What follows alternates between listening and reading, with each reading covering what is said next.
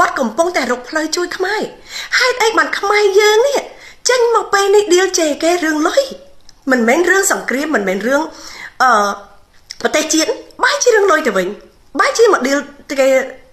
រឿងគេថាគេចង់ល្បីទៅវិញហើយដែលគេកំពុងតែល្បីនេះខ្ញុំអត់យល់កន្លែងហ្នឹងខ្ញុំអត់យល់ចំណុចហ្នឹងដែលគេកំពុងតែល្បីអ្នកនាងសារីណាភរិយាលោកសុកសុភាហួចចិត្តខ្លាំងក្រោយមានមតិបិញញ៉ៃសម្ដែងទៅលើលោក Michael B. Alfaro បែបនេះទទួលយកធម៌ពលគ្មានជាតិហ្គាជាមួយគ្រុឌជួឆើតមិនត្រឹមតែយានយន្តថ្មីទោះជាយានយន្តកំពុងប្រើប្រាស់ក៏អាចយកការគ្រីមក LLC ដើម្បីទទួលបានប្រាក់កម្ចីរហូតដល់ 75% នៃតម្លៃយានយន្តដែលកំពុងប្រើប្រាស់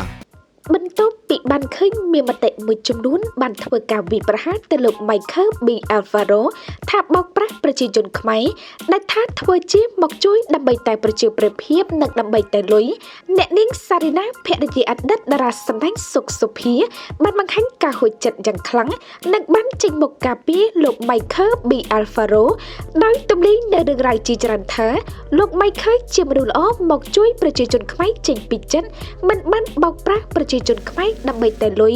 ដូចជាបុគ្គលមួយចំនួនបានលើកឡើងនោះឡើយ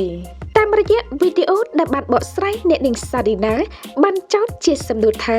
តើ Michael B. Alfaro បានទៅសម្លាប់ប្រជាជនខ្មែរដូចជាជនជាតិថៃហើយលោកបានប្រកាសធ្វើសង្គ្រាមជាមួយខ្មែរដែរឬទេ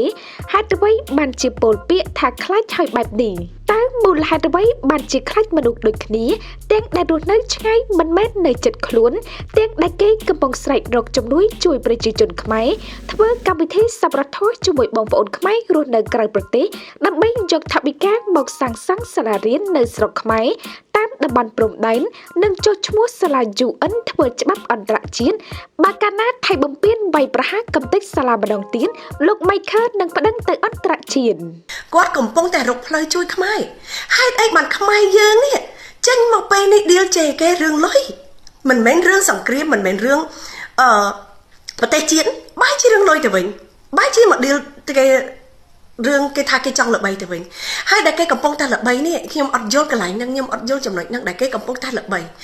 ខ្ញុំជឿថាគេល្បីពីមុនមកហើយបានជាគេស្គាល់អ្នកធំនៅកន្លែងនេះនៅប្រទេសនេះច្រើនណាស់មិនមែនដូចលោកនិយាយថាការពិតតាក់ទងទៅខ្មែរយើងដើម្បីចេញមករកអ្នកធំអុយពធខ្មែរយើងបើសិនជាមិនបានគាត់តើសំឡេងនេះនឹងលើដល់ពិភពលោកតើមានអ្នកណាគេមកដឹងឮពីខ្មែរយើងអ្វីដែលទុកលំបាកខ្មែរយើងជួយខ្លះតើឥឡូវនេះពិភពលោកកំពុងតែដឹងនេះតើដោយសារសំឡេងអ្នកណាតើដោយសារប្រជាជនខ្មែរយើងឬក៏ដោយសារតែលោក Michael ហើយនិងលោក Donald ខ្ញុំសួរលោកប៉ុណ្ណឹងហេតុអីបានលោកគិតខ្លី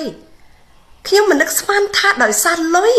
គឺលោកហ៊ានចេញមកវិប្រហារគេដែលគេកំពុងតែជួយដែលគេកំពុងជាអ្នកមានគុណខ្ញុំហ៊ាននិយាយថាគេជាអ្នកមានគុណណាទោះបីជានៅពេលនេះគេធ្វើអ្វីក៏ដោយលុយប៉ុណ្ណឹងខ្ញុំគិតថាវាមិនស្មើនឹងការលះបង់របស់គេទេ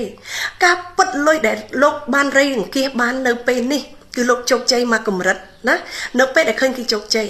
គឺពួកលោកអត់បានចំណែកគឺពួកលោកខឹងពួកលោកចេញមកឌីលគេការពិតលុយដែលលោកជោគជ័យគឺចំនួន 20,000 ជាងចំនួន 20,000 ជាងខ្ញុំជឿថាគេហួសពីស្គាល់លុយប៉ុណ្ណឹងទៅហើយគេធ្លាប់ចុះទៅជួយខ្មែរយើងដំបងបអស់ដោយចំណាយថវិកាគេតើលោកមិនបានគិតទេគេចំណាយកម្លាំងចិត្តហើយម្យ៉ាងទៀតគេបានទុកកូនប្រពន្ធគេចោលចុះបើចុះទៅមានបញ្ហាអីមានរបួសឬក៏មានគ្រោះថ្នាក់ដល់ជីវិតគេតើខ្មែរយើងនេះទៅដោះស្រាយយ៉ាងម៉េចជាមួយប្រពន្ធកូនរបស់គេខ្ញុំសួរប៉ុណ្ណឹងខ្ញុំឈឺចុកណាស់ចាប់ណាស់នៅពេលដែលខ្ញុំឮសម្ដីគាត់ឌីលលោក Michael ខ្ញុំញ័រសត្វទៅត្រឹកខ្ញុំបើកឡានទៅយកកូនចេញពីរៀនសាលារៀនខ្ញុំញ័រសត្វទៅត្រឹកខ្ញុំហួសចិត្តហើយបើសិនជាខ្ញុំមិនបានស្ដាប់សម្ដីរបស់លោក Michael គឺខ្ញុំអត់សូវហួសចិត្តទេប៉ុន្តែនៅពេលដែលខ្ញុំបានជួបផ្ទាល់លោក Michael ផ្ទាល់ហើយដឹងស្គាល់ថាលោកជាមនុស្សបែបណាទៅខ្ញុំរត់តែឈឺចុកចាប់ដែលមានខ្មែរយើងចេញមកឌីលប្រមាថគេដល់ថ្នាក់នេះខ្ញុំនិយាយមែនណាគេកំពុងតែជួយយើងហេតុអី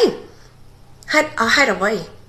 ឥឡូវហ្នឹងលោក Michael គាត់អត់ចង់ចេញមកបកស្រាយអ្វីទាំងអស់ខ្ញុំសុំគាត់ទេដែលខ្ញុំចេញមកបកស្រាយនេះគឺខ្ញុំសុំហ្នឹងគឺខ្ញុំចង់និយាយថាបើសិនមិនបកស្រាយទេលោក Michael ជំហានទី2ដែលលោកមកប្រទេសអូស្ត្រាលីនេះនឹងអាចបរាជ័យនៅពេលដែលយើងចង់ធ្វើមូលនិធិម្ដងទៀត ជាមួយគ្នានោះអ្នកនាងសារីណាក៏ហួចចិត្តទៅកាន់អ្នកដែលចោទថា Michael B. Alfaro បោកប្រាស់ខ្មែរដើម្បីលុយទៅតាក់ទងជាមួយអ្នកធំដើម្បីតែឋានៈនិងតួនាទីទៅបោកប្រាស់បងប្អូនខ្មែរនៅក្រៅប្រទេសហើយបើសិនពាក្យសម្ដីទាំងអស់នឹងនៅលេចលឺនៅក្រៅប្រទេសខ្មាស់គេប៉ុណ្ណាទាំងដែលគេកំពុងជួយប្រជាជនខ្មែរអ្នកនាងថាបើសិនជាខ្ញុំមិនបានឮសម្ដីរបស់លោក Michael B. Alfaro គឺខ្ញុំមិនសូវទុកចិត្តនោះទេតែពេលខ្ញុំជួបផ្ទាល់ហើយដឹងថាលោក Michael ជាមនុស្សបែបណាទើបខ្ញុំឈឺចាប់ខ្លាំងនៅពេលបានឃើញខ្មែរយើងចេញមកដៀលគេបែបនេះ